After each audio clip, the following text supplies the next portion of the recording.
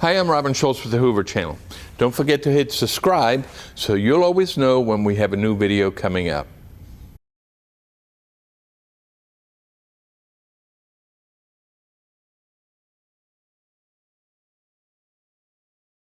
Good evening. We'll call this meeting to order. Tonight is the Thursday, June 18th work session for the City Council meeting that's coming up on Monday, the 22nd. Madam Clerk, would you please call the roll? Council President Middlebrooks. Council Pro-Tem Driver. Here. Councilmember Schultz. Here. Councilmember Smith. Present. Councilmember Lovell. Councilmember Murphy. Present. Councilmember McClinton. Thank you, Madam Clerk. We have a lighter crowd tonight, and I know a lot of weather challenges getting over here today, so grateful to those of you who could be here with us tonight. We're going to walk through the agenda, starting with the consent agenda for Monday. Of course, we'll first do the payment of the bills and the minutes, and then we will move along to Resolution 886526, which is approving an alcohol license for the Galleria Mobile at 1767 Montgomery Highway. Ms. Dickerson, any issues with this item? There are no issues with this request from the police chief or from the zoning department, and this is also for an existing business under new ownership. Okay. And so I assume then when ownership changes that the license has to be updated to the new owner? That's correct. Okay. Any other questions from the council? All right, we'll move right along to number 2. This is item number 4 on the consent agenda. Resolution number 8866-26. This is authorizing the mayor to execute a successor co-trustee acceptance and hold harmless agreement with Raymond James Trust and Kay Aldridge for the Edgar Gaines Aldridge Charitable Remainder Trust. Ms. Dickerson? Yes, this is for the 1999 one. Just a couple of months ago, y'all approved the one for 1995 and the other documents, and this will be for the 1999 one. Do we have any questions from the council? Who will the appointee be? Raymond James. Thank you. Any other questions? All right, we'll move along to item number 5, resolution number 8867-26.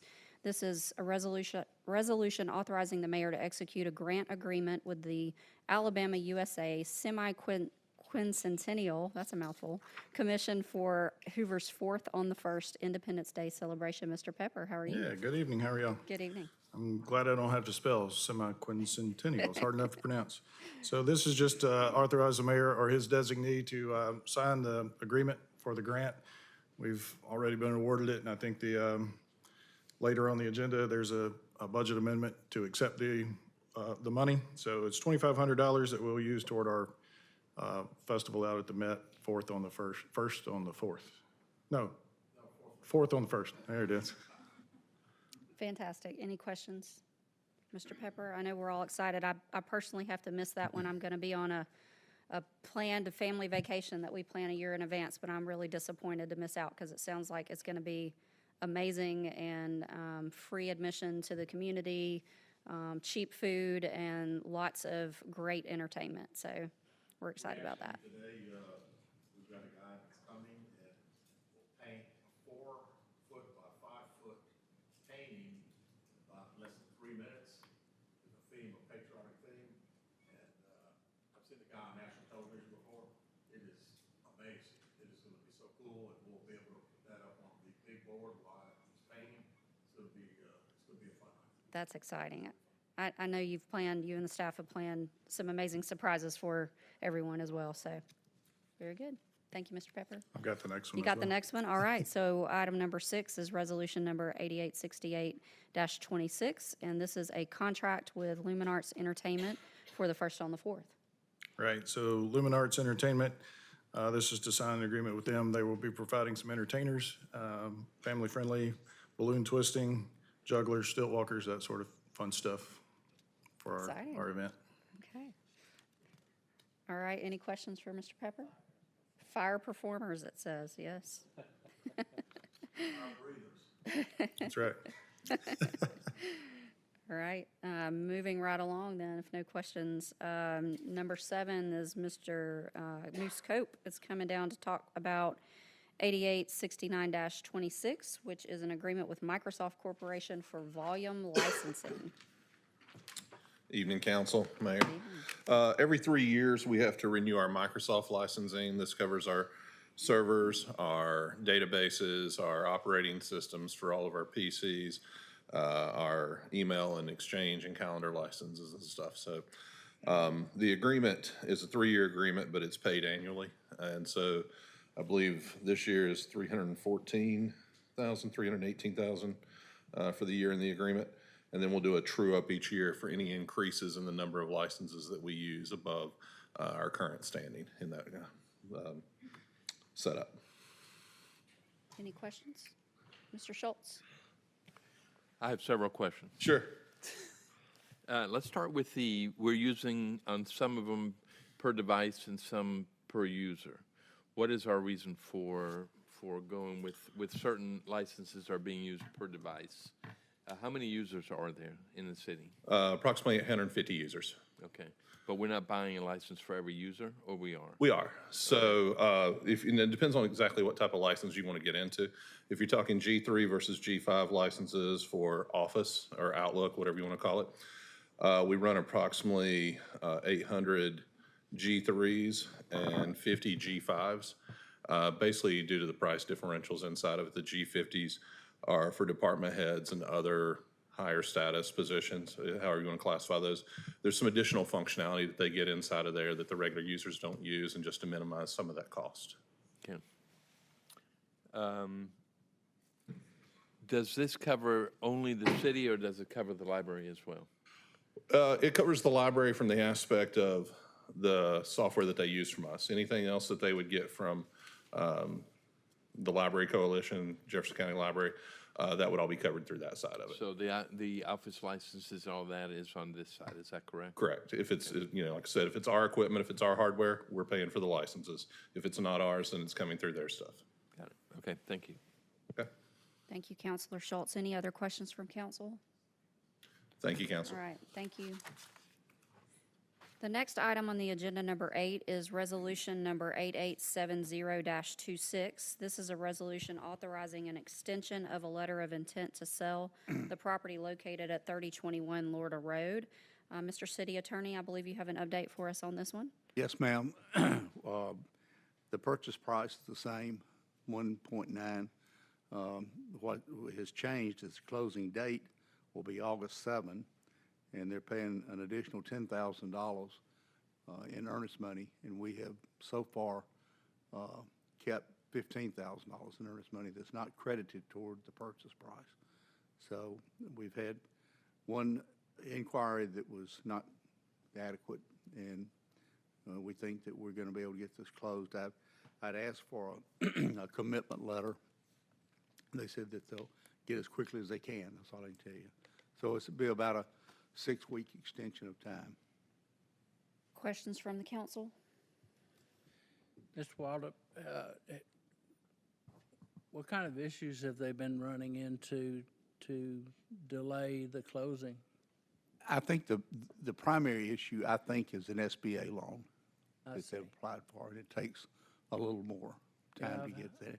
In fact, I'll tell you, when they told me they were getting an SBA loan initially, I said, you're really ambitious on your time frame to get this done. And so anyway, that's where we are. And I feel good about the fact that they're going to close because they've got $15,000 invested. They're going to put another 10 in. So they got real skin in the game, so to speak. Thank you very much. So item number 9 is resolution number 8871-26. This is a resolution authorizing the mayor to execute a change order for a bid on Top-a-Tree Lane sidewalk project. And I believe we have Mr. Marlin from engineering. Yes, good evening. Good evening. So this is a deductive and additional work change order for the Top-a-Tree Lane sidewalk. So due to some underrunning of the pay items with the original bid, there's a deduction of $4,571.45. The additional items, which include retaining wall and some about 150 feet of under drain, total $25,718.19. So with these changes, there's a net addition of $21,146.74 to the final contract amount. The funds needed for this change order will be transferred from the Chapel Lane sidewalk project, which it will come under the original bid, amount. Any questions?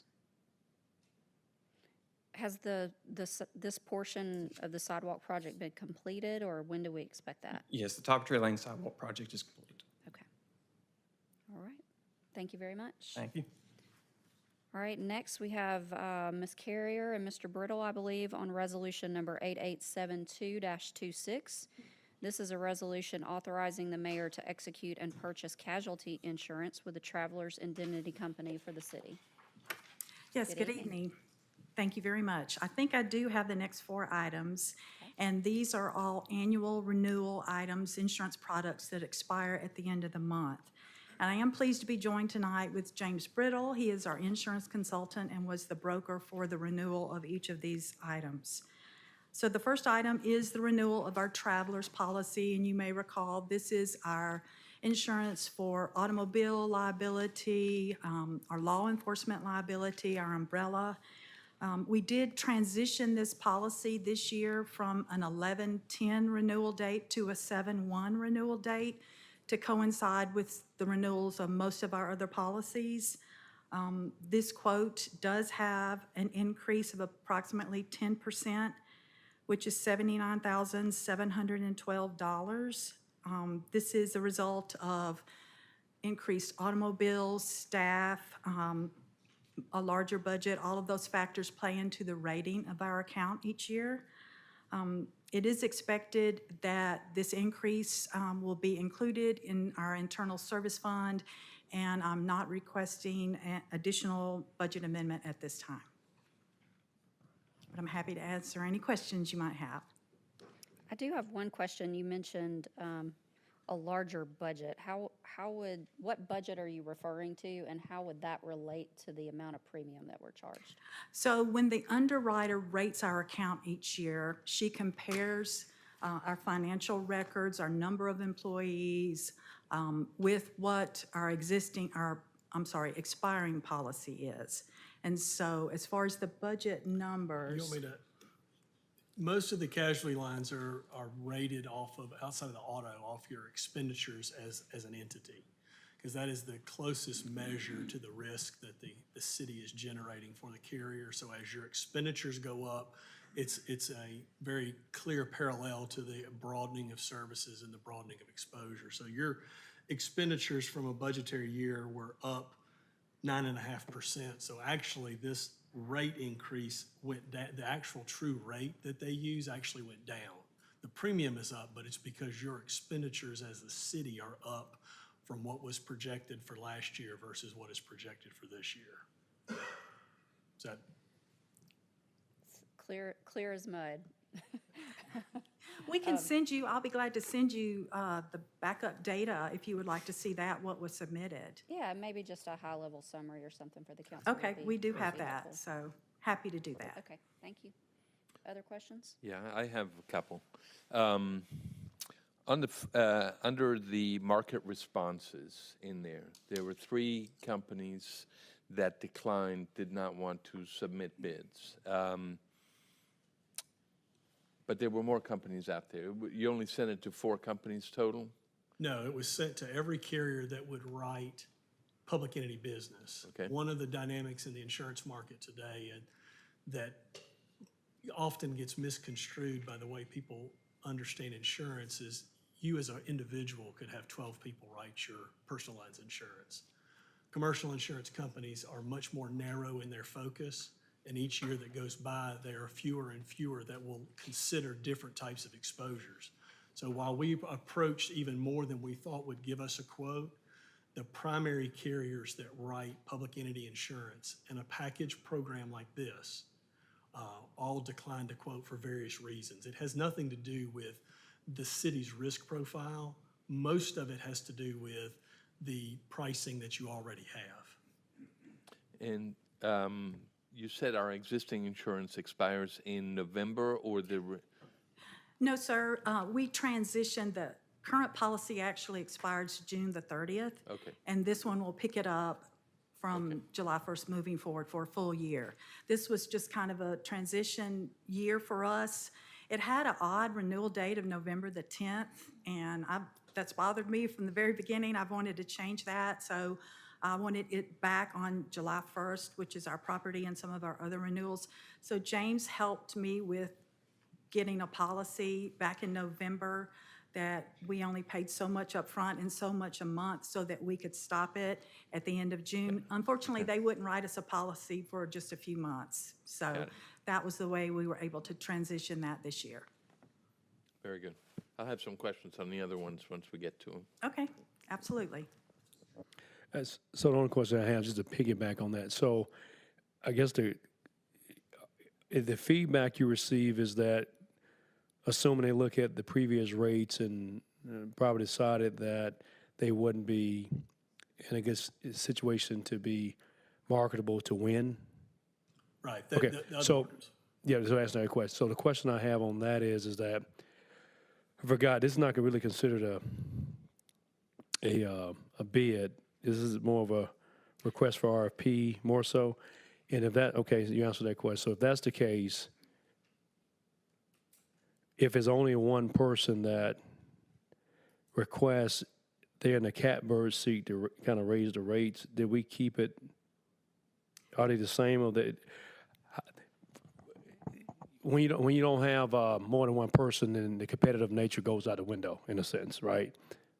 Except that we don't share what that incumbent is doing with their renewal. When we go into the marketplace, our competitive process puts last year's pricing in there as Yeah. their target. Yeah. So when they look at that number, they do Yeah. not know what Travelers is going to come to the table with this year. And then we also leverage Travelers down on that as well. But they can look at the last couple of years and know they're going to hit the same target, and they're not going to spend the money to market our account. They'll go to someone else, the more lucrative. So I guess, we did negotiate down from what they submitted. Absolutely. Okay, all right. And the What's the variance of that, what we negotiated, they started, they negotiated down to? Well, if you can get that Monday, I'll be happy. Okay. Okay. So it still works the same way. If it's one bid, you can negotiate in an RFP. We're always creating competition on behalf of the city. Yeah, but if it's two, you can't do that, though. But if it's one, you can negotiate that. Okay, thank Well, you. and just to clarify, we did not issue an RFP for this. What did you issue? Well, James is our insurance consultant, and so he is our broker for the account. So he knows the insurance world, he knows the market, he knows who to approach, and he is our professional. So Okay. so we rely on James to help us with that. Okay, thank you. Yes, thank you. Yes, sir. Madam President, so I understand we only had one bid on this? We only received one quote. Okay. That's correct. Historically, in the past, of course, it's usually hard assets. The council would usually reject all bids and authorize the mayor to negotiate not to exceed the bid. Would that be the appropriate action to take in this case? That's really up to the council. Excuse me, I know that in prior years, as you point out, not just that, but any contracts to spend city money that were bid or there was a request for proposals, that council would reject all of the proposals or bids and then empower the mayor to negotiate with the least expensive responsible bidder. So but you don't have to do that way, but that is an option if you want to do it. Being an insurance product rather than a hard asset, would there be any success in doing something like this? Well, I can tell you, I won't speak for James, but he has a relationship with Travelers. He negotiates on our behalf. I mean, he has a book of business with them for other accounts, so I feel like he's in a good place. And I know we talked about it once the quote came in, and he went back to the underwriter. So in essence, he markets our account, us, to the underwriter. So in essence, he does do that behind the scenes before we bring that to you. Mayor, perhaps you could provide your opinion before Monday night as to whether or not that's a type of action you would prefer the council take, or whether or not you just want us to vote the one bid as received.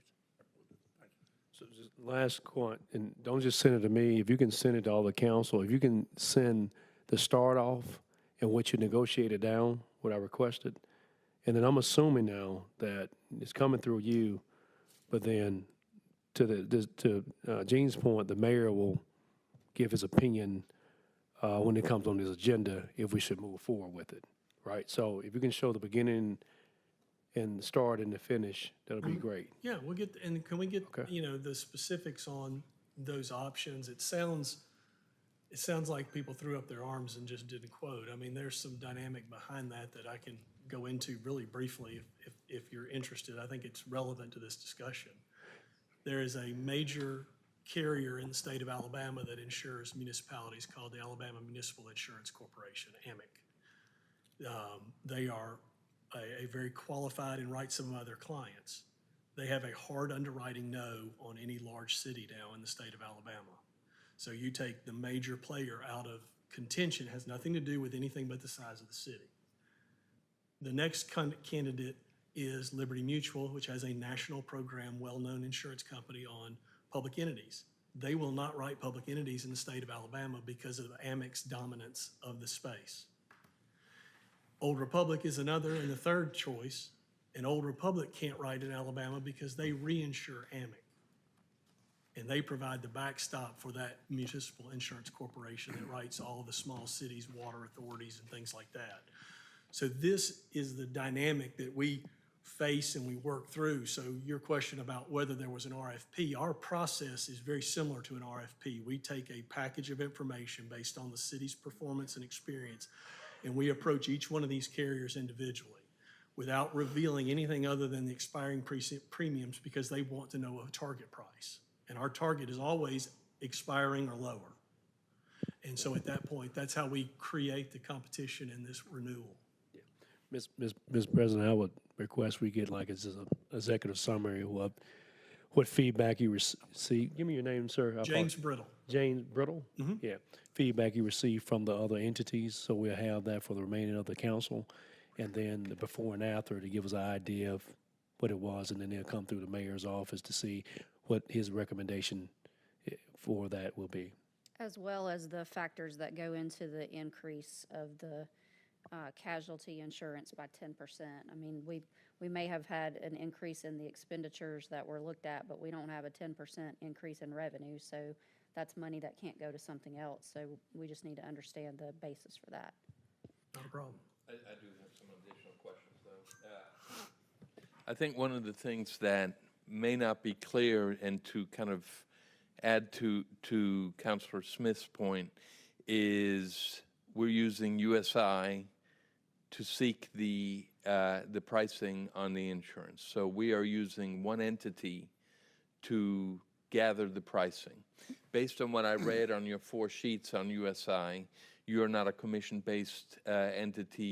You are a fee-based entity, and from that, there's no gain in for you who we go with, because you're not getting a commission out of it. But are there other entities like you, like USI, that do similar things that you do? We absolutely have competitors. So we have a relationship with USI, which I assume we've had for a period of time. May I ask why we are limiting ourselves to USI? Because for our account, we have to have a broker of record. Okay. And so you can only have one broker of record because the insurance carriers want to deal with one person. They don't want to deal with multiple brokers trying to all get the account. So we have to designate somebody as a city to be the broker of record in order to buy this insurance. Excellent. So kind of going back to Counselor Smith's question, and I assume you understand the reason for his question is you went out, you got the pricing, but there was no real other competitive type thing. You went out, you said, I need a price on this, and that was it. There was no back and forth between any other companies. Is that a fair statement? Once they took a look at the submission information, they gave an underwriting decision. Okay, all right. All right, that's all the questions I have. All right. Madam President, may I ask a couple of questions? The mayor's been in my ear about, he's looking at this, so there's some information that he needs, and if you'll copy me with it. If you could take, you got the 4 items on here, if you could just break that down in an email and just say this is the personal injury backstop, whatever, and what the limits are, and how much the premium is, and what was the next, what company would have been the next lowest premium for the same coverage, if there is one, and what they would have charged. You know, it may be that if Travelers was the lowest and the council decides to have the mayor negotiate, it may be that whoever was second lowest could make a better bid if he negotiates. That's where the negotiation comes in. And the other,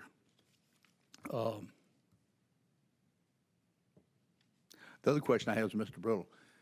So AMIC is now limiting itself, it doesn't write to the large municipality. Now, they got downgraded to a B. That is correct. Are they still there?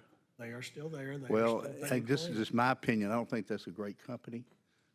I don't think there's anybody that you'd want to have that business with. That does not speak well for them. All that being said, for the larger cities, and Hoover's one of the top 10 in population, y'all may want to look at getting together and having your own pool, because AMIC was traditionally low. That's why they're a B rated now. Well, that's one of the reasons, I would assume. But you got any thoughts on that, Mr. Brittle? I think looking and approaching this issue of coverage from a pooling standpoint is a reasonable response. I mean, that is not where we started this process. We're obviously working through the coverage renewals as they come up and making sure that, I mean, that casualty program, this right here, has about 5 lines of coverage in it. So it's not a single policy. There are multiple coverages. And when you start to split Yeah, I those mean, out. it's too late. I mean, you can't put something like that together overnight, but if you start looking toward, the next year after the calendar year, that may be something. The mayor, I know, is active in that group of 10. Might have a conversation with them. That's all that I have. If you just send us that email, so if we could get it tomorrow, Debbie, then if he has any questions, we can get them over the weekend. We're happy to do that. So with the coverage expiring on 6/30, we have to vote on this on 6/22 in order to continue coverage. Is that correct? Can we push Travelers? We could probably push it a Okay, month. but If traditionally, it would be, it would be a hard date. Because we are changing the effective date, that we Yeah. have some flexibility that we normally would not have. The other 3 lines of coverage expire at the end of the month. and would it be better next year to possibly get this ahead of, in May versus in June, the week before? That is the hardest thing in our business. Okay? Underwriters do not like to give you a quote more than 30 days out. And we struggle with that every year. I'm not a last minute person. It drives me crazy. James and I worked on this Saturday. I mean, it truly comes down to the wire to try to get everything together. I Could we wish have that it we the could. first meeting in June? That is our goal. This was because we were moving the date and we were restructuring the program to a different date.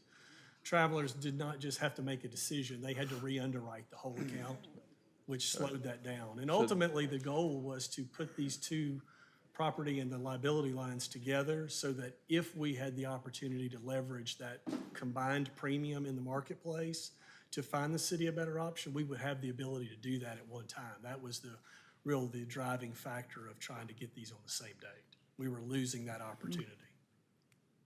But we have 3 other policies coming up, I think, and those could have been presented. Those did not expire in 11/10, is that correct? That is correct. Okay, so those could have been presented earlier. One of them could have. I think Okay. the maybe the cyber, maybe the cyber. But we run into that with different carriers. I mean, truly, it is very difficult to get the quotes more than 30 days out. Okay. All right, that's all. We Thank you. struggle with that and have for years. Any questions about the property coverage? All right, thank you, Ms. Ferrier and Mr. Biddle. Madam Appreciate President, it. real Oh, quick, go is ahead. that moving property or just dirt and buildings? No, it's building contents and automobiles and equipment valued over $100,000. We self-insure under that amount. Thank you. Thank you. Thank you. Appreciate it. All right, so next we have item number 14, resolution number 8876-26. Chief Bentley is coming down to talk with us about revisions to the personnel policy and procedures manual relating to the fire department. Good evening. Thank you, Madam President, Council, and Mayor. This resolution approves the revision of the City of Hoover Personnel Policies and Procedures Manual and Public Safety Pay Scale as it results or relates to the fire department. So if you remember, several months ago, you allowed us to hire 7 personnel, add 7 new positions.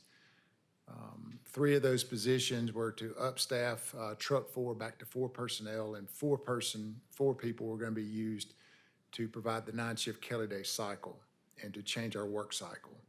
And so we're to that point now, and I want to say Dr. Lopez and everybody, Chief Javanette, Megan, everybody has worked really hard on this project, and I think they've vetted the project. And so if you have any questions for them, I'll try to answer the questions, but if you have anything, they're here to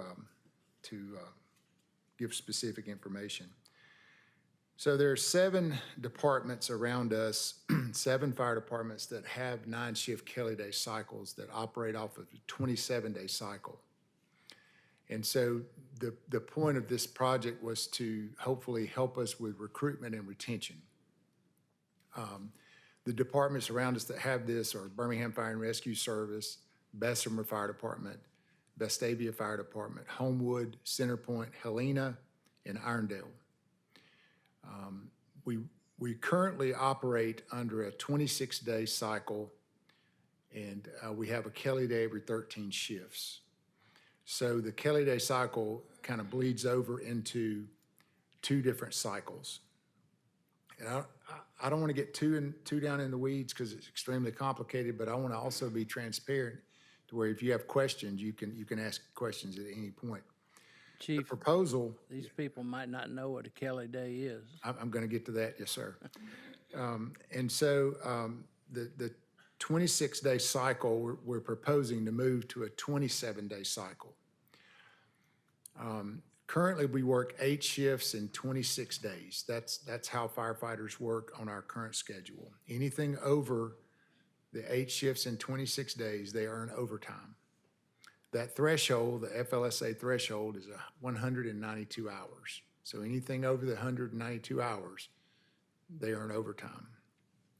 The proposed schedule is to move to a 27-day cycle, and the firefighters would work 8 shifts in 27 days, reducing their work week from a 52-hour work week and some change to a 50-hour work week and some change. Now, a Kelly Day, not every city provides Kelly Days. Some cities choose to pay out the overtime, but the Kelly Days are days that are assigned to personnel so that we avoid the overtime. It's an unpaid day off. And when you're not working and you're off on your Kelly Day, you're not accruing time. It's just your day off from work to avoid the overtime. If you happen to be held over and work your Kelly Day, then you're paid overtime. We went through a cost analysis, and Dr. Lopez may want to elaborate, I'm not sure. The cost of this project was to hire the 4 people, and we're grateful for the opportunity to be able to do that. The other costs are very minimal, if any, for us to change the cycle. The reason it's coming to you for a policy change is because our work week is changing from a 52 to a 50, which increases our hourly rate but our overall salary stays the same. If you look at the public safety pay scale, it has a police officer's pay and a firefighter's pay per hour. There is a discrepancy, not a discrepancy, but there's a difference in the pay between firefighters and police officers because police officers work 40 hours a week, firefighters work 50 or 52. And so that's where the difference comes in. We're not going to make any more money. The firefighters aren't getting a raise. They're just working fewer hours in a week, which constitutes how they accrue annual leave, bonus leave, sick leave, and all the other time that they accrue. So that's kind of the overall view. Hopefully that explains some of it, but I'm here to answer any questions you might have. Does the overtime rate go up as well? I'm sorry? The overtime rate that they would be paid if they do actually work the Kelly Day, is that higher No, ma'am. as a result of these changes? No, ma'am. Okay. Their hourly rate is based upon wherever they are on the pay scale. And their overtime rate is just 1.5 times their normal rate. If the threshold is at 192, and so we've decided to keep the threshold at 192. So anything over the 192 hours, they will get paid overtime. Other questions? All right, thank you so much, Chief. Thank you.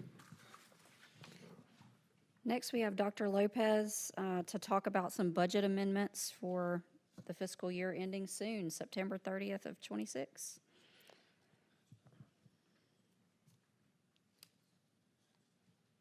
Good evening. Good evening.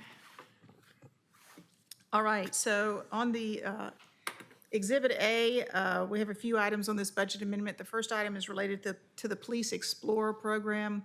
We're basically returning back to the way we handled this in the past that will allow those funds for that program to carry over in a better way for them to be able to spend that. So we're just moving it from the general fund to a special revenue fund to facilitate that. The second item is a bulletproof vest grant award, almost $25,000, so it's budgeting the in and out for that. The third item is budgeting some professional engineering services related to the sewer. The fourth item, this is just to budget a small amount of additional funds for professional services on branding and entry signage design projects, so $3,000 for that. The fifth item is the grant that was previously mentioned for the semi-quincentennial community grant award, so there's an in and out to spend those $2,500.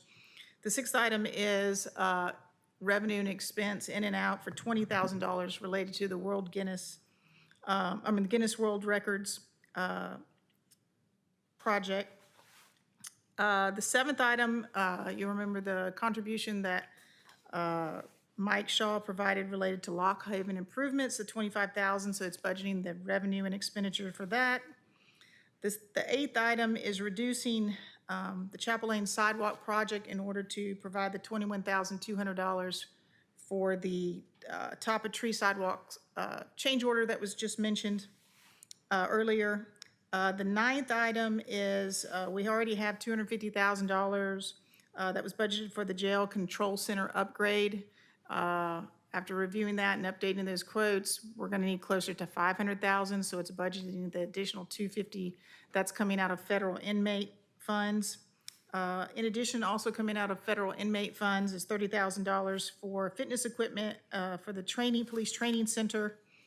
And there was the impact to the general fund on all of those was about $27,000. So we had some revenue we received for surplus property, and that's where we're budgeting at. So the overall impact on the general fund is zero. Questions for Dr. Lopez? I'll just make a statement. Dr. Lopez, thank you so much. First of all, thank you for returning to the city. You're doing a great job.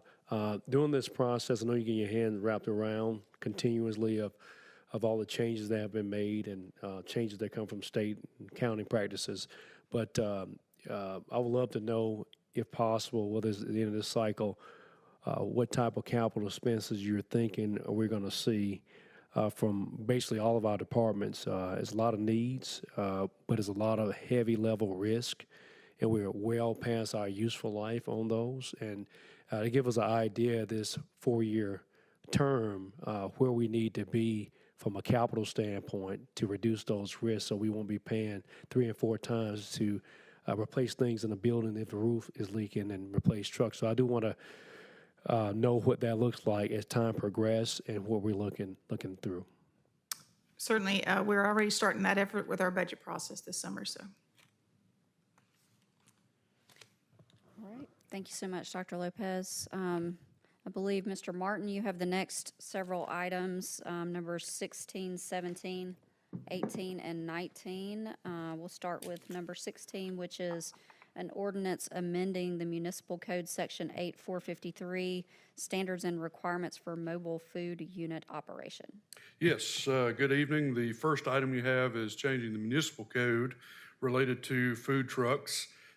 Presented this at the first reading and work session associated with that meeting.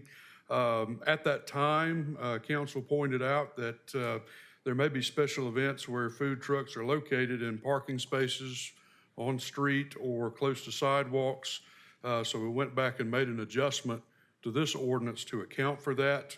So 2 minor changes that we made to address that issue. One is that we permit mobile food units locating within the public right-of-way if authorized by the city. So we do have a mechanism in place for any event that is taking place within a right-of-way.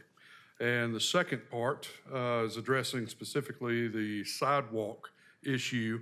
We had a 5-foot buffer away from sidewalks in the original draft. We removed that provision specific to sidewalks. Feel like that there was other language already within the ordinance that covered us there as far as ensuring that no pedestrian way was obstructed. So that seemed a bit redundant having that in there as well. So those are the 2 changes that we made to this draft after presenting to council at the last work session. I appreciate your responsiveness to the questions and concerns that we posed. Any other questions or concerns? All right, we can move along to number 17, which is ordinance number 262704, and this is to amend the zoning ordinance regarding the food trucks.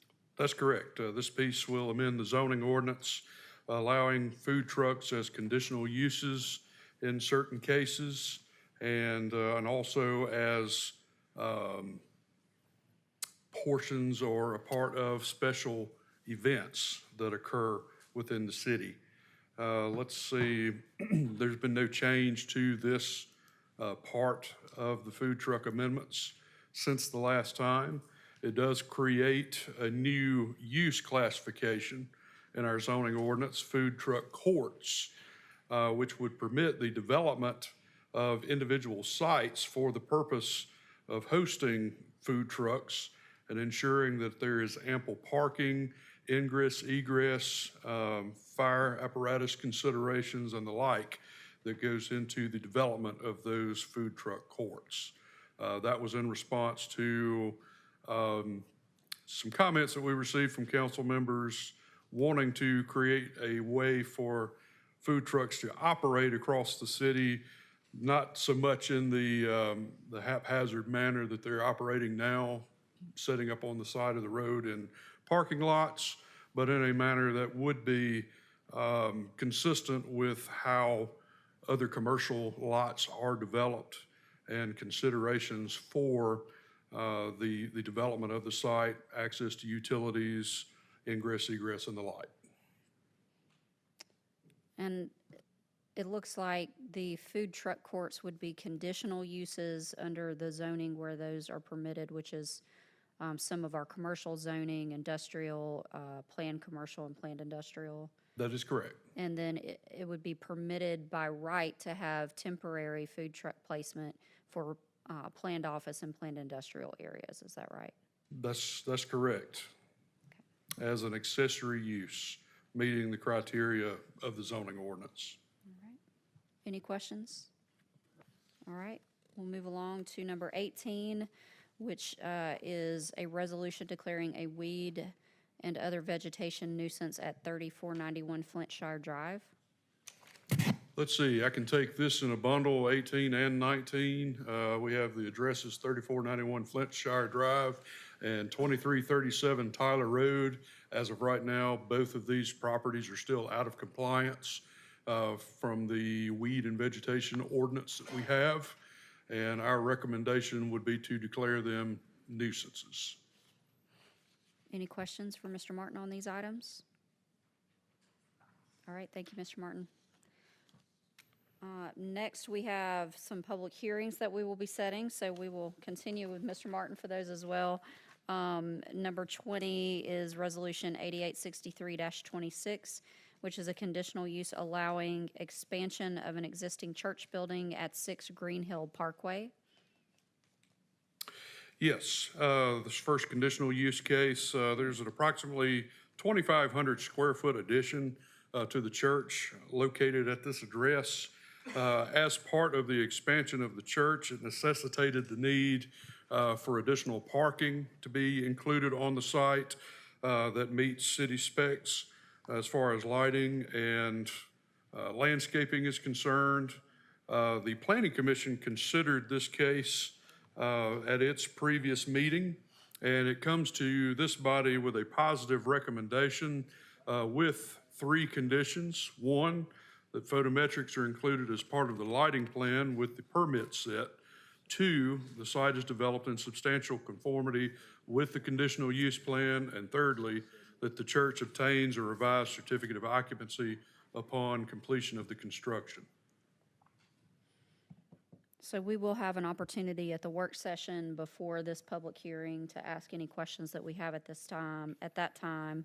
Number 21 is going to be a conditional use approval to operate a paramedical tattoo practice at 1731 Montgomery Highway. Do you want to just give us a brief overview Sure of that one, thing. Mr. Martin? This particular operator wants to locate in a booth within an existing beauty salon where there are multiple booths located.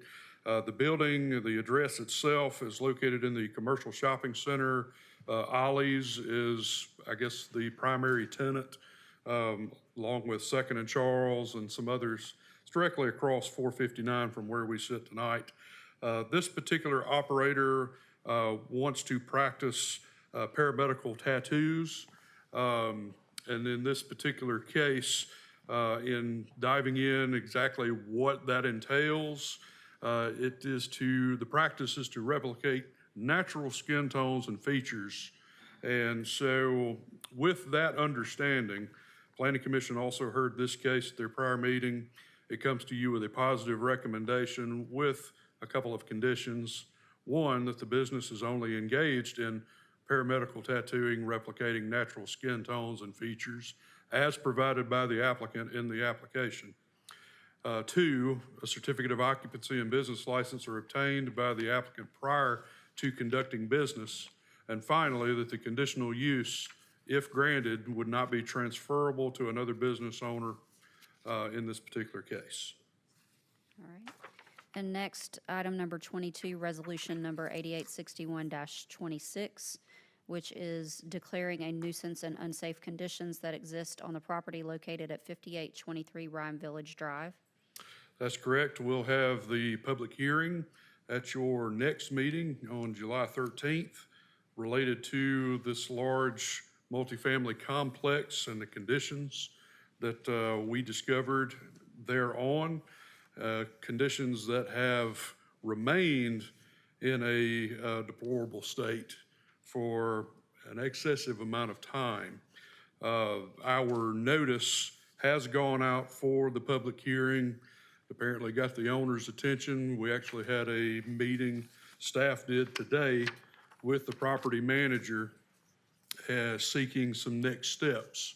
One of those next steps will be to be here for the nuisance hearing on July 13th. All right. Madam President, did we not speak to this at the last meeting? I thought we had we set the public hearing for Monday night. My understanding is we did. Oh, as far as setting the public hearing? Yes. The public hearing, we set it for July 13th. And that came on the advice of legal counsel to ensure that we gave notice, proper notice, to the owners, the mortgage holders, any other representatives of the owner that we had documented. So the last meeting was just for conversational purposes? At that time, my understanding is we actually set the public hearing. So I'm not sure. So, Madam Clerk, do we need to set the public hearing again, or? No, it's just a public hearing. I mean, you don't have to set it again, it's already, but this is just letting the public know that will be Heard on heard July on 13th? July 13th, yes. Thank you. I don't anticipate any additional conversation Monday night on this item unless council has questions. Thank you, Mr. Martin. And then finally, we have a public hearing that will be set for July 13th to consider an economic development proposal for property identified as Stadium Trace Village Phases 2 and 3. Mr. City Attorney, I believe we expect that we'll have a presentation on this item on Monday. That's my All right. Thank you very much. Anything further from council? Yes. We'd like to go into executive session for a discussion about an economic development issue, and I'm certifying as the city attorney that that is a legitimate reason to go into executive session. No action will be taken. When we leave, we leave. All right. And we would not anticipate coming back into this. There's no need to Meetings. come back to chambers. Okay. All right. Then the meeting will adjourn to executive session. We need to have a vote, do we not? Oh, yes, we do. Madam Clerk, I guess we need a motion to go into executive session. I move to go into executive session. Do we have a second? Second. We have a motion and a second. Madam Clerk, would you call the roll? Councilmember Schultz? Aye. Councilmember Smith? Aye. Councilmember Murphy?